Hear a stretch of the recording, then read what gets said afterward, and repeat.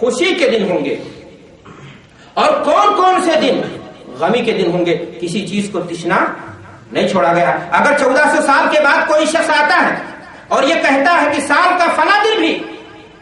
خوشی کا دن ہے اور اس خوشی کو ہم اس انداز سے جشن کے ساتھ منائیں گے، اگر کوئی شخص آتا ہے یہ کہتا ہے کہ خوشی منانے کا فلاں انداز ہم اپنائیں گے، تو میرے بھائی اور دوستو میں یہ عرض کرنا چاہوں گا کہ یہ اس کی ذاتی رائے ہو سکتی ہے، یہ اسلام کا طریقہ نہیں ہو سکتا۔ وہ اللہ کے ہاں بھی ایسا انسان جواب دہ ہے گا اور لوگوں کو گمراہ کرنے کا مجرم بھی قرار پائے گا۔ اللہ کے رسول جناب محمد الرسول اللہ صلی اللہ علیہ وسلم نے حدیث کے اندر ارشاد فرمایا، حدیث کی راویہ حضرت عائشہ صدیقہ رضی اللہ تعالی عنہا بیان فرماتی ہیں، من احدث فی امرنا ھذا ما لیس منہ فہو رد۔ ہمارے اس معاملے میں یعنی دین میں اگر کسی نے کوئی بات دین سمجھ کر کے، عبادت سمجھ کر کے، ثواب کا ذریعہ سمجھ کر کے، رب کو راضی کرنے کا طریقہ سمجھ کر کے، جنت کو پانے کا ذریعہ سمجھ کر کے ایسی چیز ایجاد کرتا ہے، کرنے کا حکم دیتا ہے جو پہلوں نے نہیں کیا، محمد الرسول اللہ صلی اللہ علیہ وسلم نے نہیں کیا، نہ کرنے کا حکم دیا، رب کے قرآن میں اس کی تشریح نہیں ملتی، تو وہ کام دین نہیں ہوگا، وہ کام بدعت کے قبیل سے جائے گا۔ میرے بھائی اور دوستو، کوئی بھی کام خواہ ہو بظاہر کتنا حسین کیوں نہ ہو، کتنا عمدہ اور کتنا خوبصورت نہ لگتا ہو، لیکن جب تک قرآن مجید کی آیت کریمہ سے یا محمد الرسول اللہ صلی اللہ علیہ وسلم کے فرمان سے اس کی تصدیق نہیں ہو جاتی، اس وقت تک وہ چیز دین قرار نہیں پا سکتی۔ میرے بھائی اور دوستو، میں کہنا چاہوں گا کہ بھلائی اسی میں ہے کہ ہم ان سرحدوں کو نہ پھلانگیں، ان حدوں سے تجاوز نہ کریں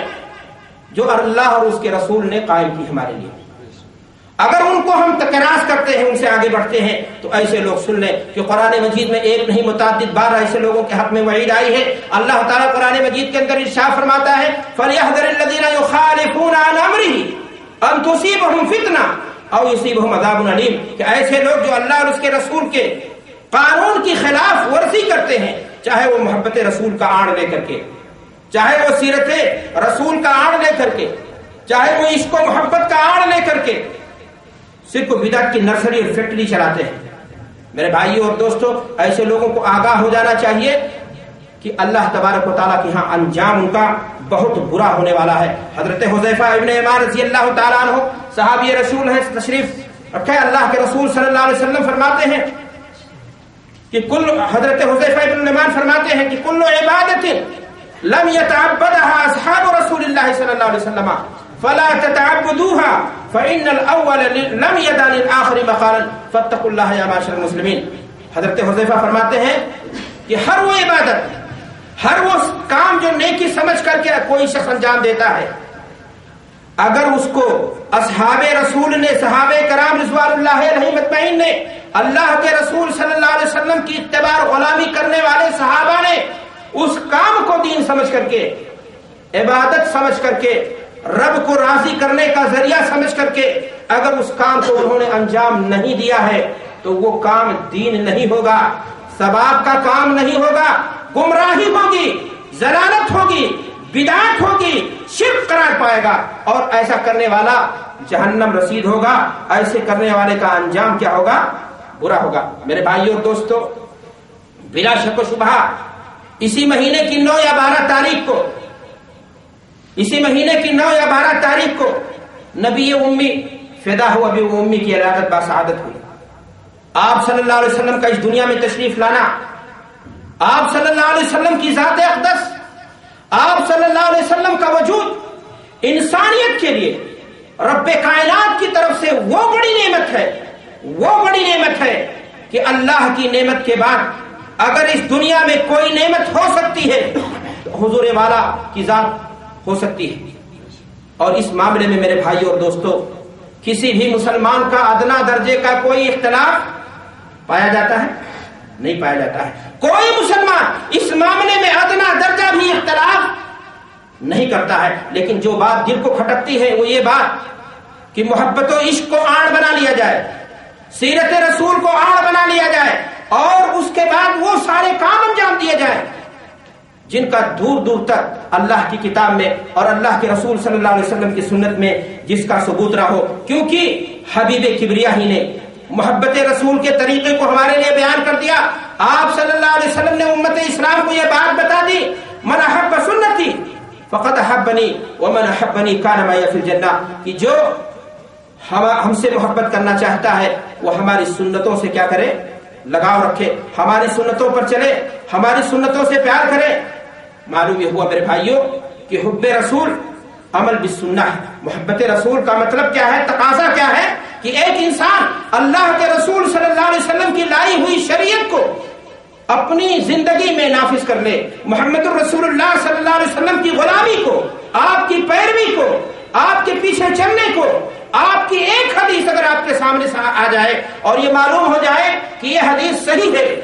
تو اپنے خیالات کو، اپنے نظریات کو، اپنے عقائد کو، اپنے فقہی مسائل اور اختلافات کو بھول کر کے اس حدیث کے مطابق عمل کرنا، یہی محبت رسول کا تقاضا ہے۔ میرے بھائیوں اور دوستوں، اللہ کے رسول جناب محمد الرسول اللہ صلی اللہ علیہ وسلم نے یہ بات بیان فرما دی کہ والذی نفسی بیدہ لا یؤمن احدکم حتی یکون ہواہ تبعا لما جئت بہ، اس ذات کی قسم جس کے ہاتھ میں میری جان ہے، کسی شخص کا ایمان مکمل اس وقت تک نہیں ہو سکتا جب تک کہ وہ اپنے خواہشات نفس کو، اپنی سوچ کو، اپنے خیال کو، اپنے جذبات کو، اپنی فیلنگ کو، اپنی تشریحات کو، ساری چیزوں کو وہ ہماری سنت کے تابع نہ بنا دے۔ میرے بھائیوں اور دوستوں، اگر کسی نے سنت سے ہٹ کر سوچنے کی کوشش کی تو میں پھر ایک بار کہنا چاہوں گا، یہ اس کی سوچ ہو سکتی ہے، یہ دین کا حصہ نہیں ہو سکتا ہے۔ معلوم یہ ہوا کہ عشق رسول کے سلسلے میں وہی انداز، وہی کوشش نیکی بنے گی، مسنون عمل قرار پائے گا جس کی سند کہاں ہوگی، موجود شریعت میں موجود ہوگی، ورنہ وہ چیز کیا قرار پائے گی، ضلالت قرار پائے گی، گمراہی قرار پائے گی۔ قرآن مجید کا مطالعہ کیجئے، اللہ تبارک و تعالیٰ نے ایک نہیں متعدد بار اللہ اور اس کے رسول کی اطاعت کا حکم دیا ہے۔ اللہ فرماتا ہے قرآن مجید میں قل ان کنتم تحبون اللہ فاتبعونی یحببکم اللہ، اے لوگو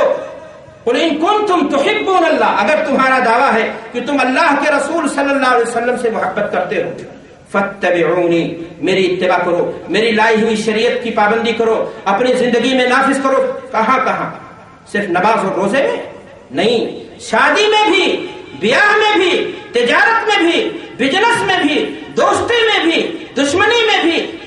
غرضے کی لباس ہو، آپ کا اٹھنا ہو، بیٹھنا ہو، چلنا ہو، پھرنا ہو، آپ کو اللہ کے رسول جناب محمد الرسول اللہ صلی اللہ علیہ وسلم کی زندگی کو آئیڈیل بنانا ہوگا۔ قرآن کہتا ہے لقد کان لکم فی رسول اللہ اسوۃ حسنہ۔ اگر ایک شخص عشق رسول کا دعویٰ کرتا ہے، ایک شخص محبت رسول کا دعویٰ کرتا ہے، لیکن عملی طور سے اس کی زندگی اس سے خالی ہے اللہ کے رسول صلی اللہ علیہ وسلم کی غلامی سے، تو یہ بلند بانگ دعویٰ ضرور ہو سکتا ہے جو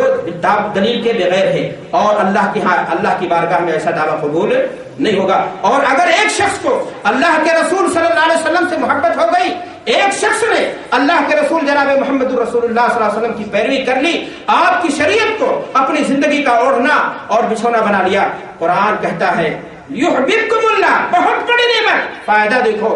کبریائی تم سے محبت کرنے لگے گی، اللہ تم سے محبت کرنے لگے گا، اور جب رب محبت کرنے لگے گا تو پھر جان لو کوئی دشمن، کوئی مخالف، کوئی طاقت، کوئی زمین تمہارے لیے پھر تنگ